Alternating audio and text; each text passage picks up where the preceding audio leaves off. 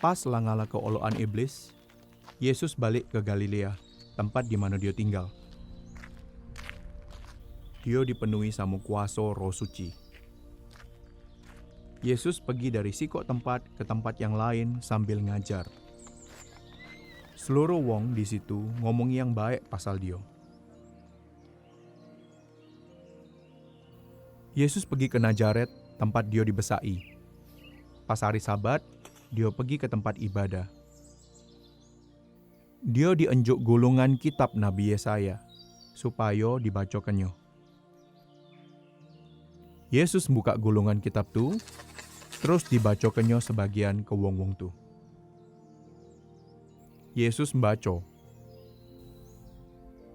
Allah lah ngenjuk ke ronyo ke aku, supaya aku pacak berita ke kabar baik untuk wong-wong miskin, kebebasan untuk wong-wong tahanan, kesembuhan untuk wong-wong yang buta, juga kelepasan untuk wong-wong yang teraniaya.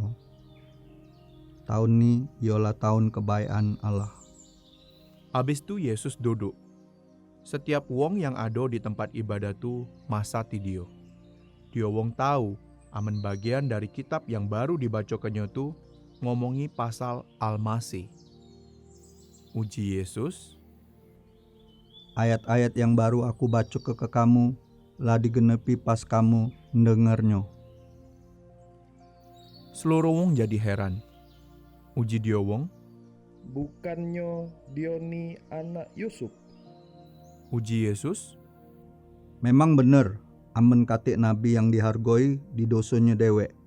Pas zaman Nabi Elias, ada banyak janda di Israel. Tapi pas hujan tidak turun, selama 3 tahun 6 bulan, Elias tidak diutus oleh Allah untuk nolong salah sikok dari janda-janda di Israel, melainkan nolong sikok janda dari bangsa lain. Yesus ngelanjut ke omongannya. Ujinya, Pas zaman Nabi Eliasa, ada banyak wong Israel terkena penyakit kusta.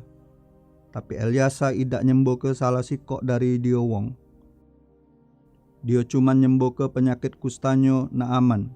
Dia ni komandan dari musuh-musuh Israel. wong-wong yang dengar ajaran Yesus ni ialah wong Yahudi. Jadi pas dia wong dengar Yesus ngomong cak tu, dia wong jadi marah nian ke Yesus.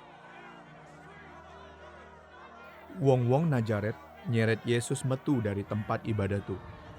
Terus gawak dia sampai ke pinggir jurang, supaya pacak dicampak ke jurang tu untuk membunuh dia.